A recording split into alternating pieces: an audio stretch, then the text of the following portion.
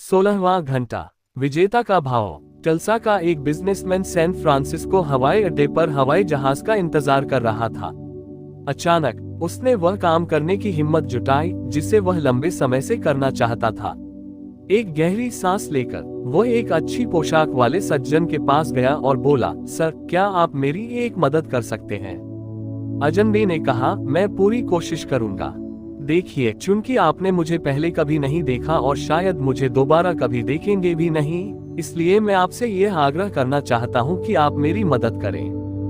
बिल्कुल, बताइए तो सही, उस आदमी ने जवाब दिया। मैं जानता हूं कि यह आपको अजीब लगेगा, लेकिन मैं चाहता हूं कि आप मुझे ऊपर से नीचे तक देखें और मेरे हुलिये अपीयरेंस के बारे में ईमानदारी से अपनी राय दें। वह आदमी हंसकर बोला, आप सचमुच गंभीर हैं, है ना? बिजनेसमैन ने मुस्कुराकर कहा कि मुझे बताएं कि आप क्या सोचते हैं, आप अगर मेरी जगह होते तो क्या परिवर्तन करते? अजनबी ने उस आदमी को देखा और कहा, देखिए, चूंकि आपने मुझसे पूछा है इसलिए मैं आपको अपने विचार बता देता हूँ। आप चाहें तो एक दो चीजें बदल सकते हैं। पहली बात तो ये कि आपका चश्मा फैशन से बाहर हो चुका है। आजकल इतने मोटे फ्रेम नहीं चलते। फिर मैं इन पूंछों को भी थोड़ी छटवाऊंगा। यही तो मुझे सुनना था, बिजनेसमैन ने कहा और हवाई जहाज पर चढ़ गया। अगले दिन टल्सा लौटते ही वह नाई और चश्मे की दुकान पर गया। अक्सर हमें सबसे अंत में पता चलता है कि हम सचमुच कैसे दिखते हैं। हो सकता है कि हमें किसी अजनबी से सलाह मांगने की हिम्मत न हो, लेकिन शायद हमें आईने में खुद को देखकर ये पूछने की जरूरत है, मेरी छवि मेरे बारे में क्या कहती है? जॉन टी मोलोय ने अपनी दिलचस्प पुस्तक ड्रेस फॉर सक्सेस में ये पता लगाने के लिए कई रिसर्च स्टडीज की हैं कि लोग कपड़ों के आधार पर दूसरों के साथ कैसा व्यवहार करते हैं। एक परीक्षण में मोलोय ये जानना चाहते थे कि क्या व्यक्ति के रेनकोट का रंग ये तय करता है कि लोग उसके साथ कैसा व्यवहार करेंगे। उन्होंने 1362 आम लोगों को एक ही आदमी के दो लगभग एक जैसे फोटो दिखाए। उनमें बस एक ही चीज अलग थी, आदमी वही था, पोज भी वही था, सूट, शर्ट, टाई और जूते सब कुछ वही था। इकलौता फर्क रेनकोट के रंग का था। एक फोटो में ये काला था और दूसरे में हल्के बालुई रंग का था। लोगों से कहा गया कि फोटो जुड़वा भाइयों के हैं और उन्हें पहचानना है कि उनमें से कौन ज्यादा प्रतिष्ठित है। परिणाम आश्चर्यजनक थे। मोलोय ने कहा, 87% से ज्यादा यानी 1118 लोगों ने हल्के बालुई रंग के रेनकोट वाले व्यक्ति को चुना। पता नहीं क्यों सामान्य जनता काले रेनकोट को मध्य वर्गीय या निम्न वर्गीय लोगों के साथ जोड़कर देखती है। उच्च वर्गीय व्यक्तियों को वह हल्के बालुई रंग वाले रेनकोट के साथ जोड़कर देखती है। क्या लोग आपके पहनावे के आधार पर आपके बारे में तत्काल मूल्यांकन करते हैं? बिल्कुल, आप भी यही करते हैं। उदाहरण के लिए, मजदूरों के जूते पहनकर इंटरव्यू देने वाले व्यक्ति को आप मैनेजर पद का उम्मीदवार नहीं मानेंगे। दैनिक जांच सूची। कई बार साबित हो चुका है कि जो स्त्री पुरुष अपने मनचाहे कार्यों के अनुरूप यूनिफॉर्म पहनने लगते हैं, उन्हें जल्दी ही उन पदों का संभावित उम्मीदवार मान लिया जाता है। सिद्धांत यह है कि जब लोग इसे देख सकते हैं तो वे वह बन भी सकते हैं। ये सवाल पूछा जा सकता है, क्या प्रमोशन हुलिया बदलने का परिणाम था या फिर प्रबल लक्ष्य निर्धारण और सकारात्मक आत्मछवि का? सच बात तो यह है कि अधिकांश लोग अपने हुलिये को तब तक नहीं बदलते हैं जब तक कि वे अपना आत्मसम्मान न बढ़ा ले या अपने लिए नए लक्ष्य न तय कर ले। इस घंटे में हम आपसे अपना हुलिया बदलने को कह रहे हैं, लेकिन उसका कारण शायद आपको मालूम नहीं होगा।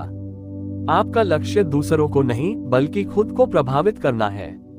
सुबह तैयार होते समय थोड़ा सा समय निकालकर अपने हुलिये के बारे में खुद से ये सवाल पूछें, क्या मेरे बाल सबसे अच्छी तरह कटे हैं? क्या आज के लिए मेरे कपड़ों का चुनाव सही है? क्या ये रंग और स्टाइल मेरे कामकाज के हिसाब से उपयुक्त है? ये छोटी छोटी बातें क्यों महत्वपूर्ण हैं? जब आप अपने हुलिये के बारे में गर्व और आत्मविश्वास महसूस करते हैं तो यह आपके सामने आने वाली हर स्थिति में सकारात्मक कर्म में बदल जाता है। जूते चमकाने जैसे छोटे काम से आपके व्यवहार पर सूक्ष्म लेकिन गहरा प्रभाव पड़ सकता है।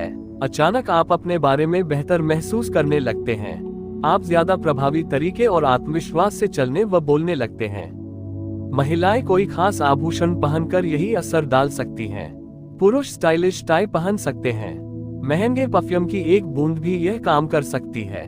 हो सकता है कि आपसे मिलने वाला खुशबू पर ध्यान न दे, लेकिन आप तो जानते हैं कि यह है और इससे आप में अतिरिक्त आत्मसम्मान पैदा होता है। मनोविश्लेषकों के अनुसार उन लोगों के व्यक्तिगत मूल्य में महत्वपूर्ण वृद्धि होती है जिनकी इच्छा ज्यादा प्रभावशाली और सम्मानित व्यक्ति बनने की होती है।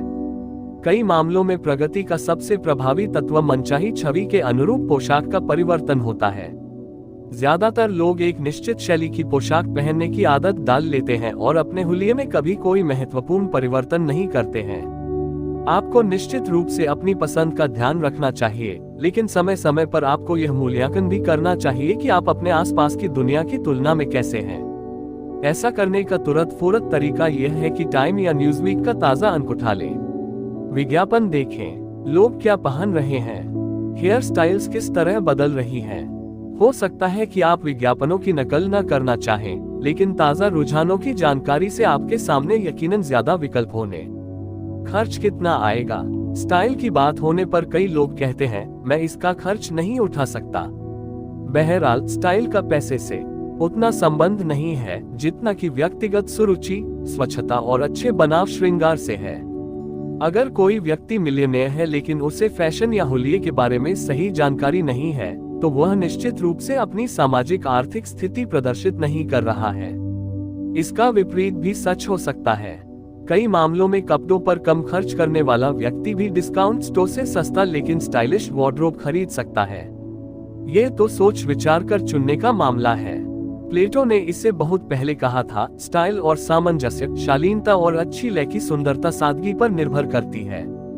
बाल्टीमोर में हम एक रेस्तरां मालिक को जानते हैं जिसे अपने रेस्तरां में उच्च वर्गीय लोगों को आकर्षित करने का विचार आया। इंटीरियर डेकोरेशन पर बहुत से पैसे खर्च करने के बजाय उसने एक सरल योजना आजमाई। उसने दीवारों पर सफेद पेंट किया और छत तथा सभी कुर्सियों पर काला पेंट करके टेबल पर सफेद टेबल क्लॉथ बिछा दिए। फिर उसने हर वेटर को सफेद शर्ट, काली बो टाई और काली जैकेट की यूनिफॉर्म पहना दी। मीनू को बदले बिना ही ज्यादा ऊंची हैसियत वाले लोग फौरन उसके रेस्तरां में आने लगे और बिजनेस चमक गया। काली सफेद सजावट और अच्छी यूनिफॉर्म वाले वेटर्स की वजह से रेस्तरां की छवि बेहतर बन गई।